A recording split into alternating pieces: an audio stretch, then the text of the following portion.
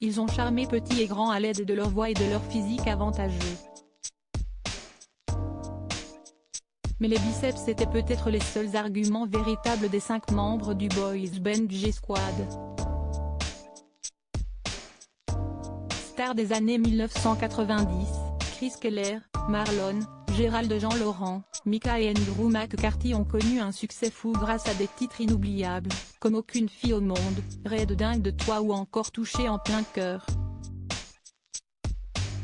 Les capacités vocales de tous ces beaux jeunes hommes n'étaient, cela dit, pas pour grand-chose dans cette gloire, si l'on en croit les déclarations de l'ancien leader musclé de cette formation musicale. Ça a duré plusieurs années. Invité au micro de l'émission Morning sans filtre de Virgin Radio le jeudi 29 septembre 2022, Chris Keller a effectivement révélé que ses camarades de l'époque n'étaient tout simplement pas mélomanes, ni très doués, musicalement parlant. Il ne chantait pas, a-t-il effectivement expliqué. Le problème si est que quand tu chantes en playback pendant des années, parce que ça a duré plusieurs années, tu penses que tu chantes vraiment. Et si est ainsi qu'il a vécu une drôle de mésaventure, le jour où une de leurs prestations avait été prévue au Canada sans enregistrement vocal au préalable. Il fallait chanter tout en direct, se souvient-il.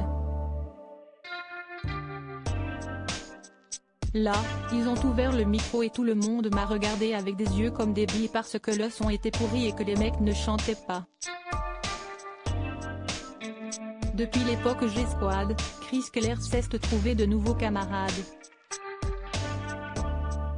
Il a monté le groupe Génération Boys Band et cartonne sur scène, depuis, avec ses grands copains Franck Delay, des 2B3, et Alan Théo. Ce n'est pas la première que l'on entend ce genre d'histoire, à propos des pop-stars les plus cultes des années 1990. Pour rappel, Victoria Beckham avait avoué qu'elle assurait toutes ses performances, auprès de ses camarades Spice Girls. Avec un micro éteint. Aucune fille au monde n'est plus belle, mais côté voix, c'était une autre histoire.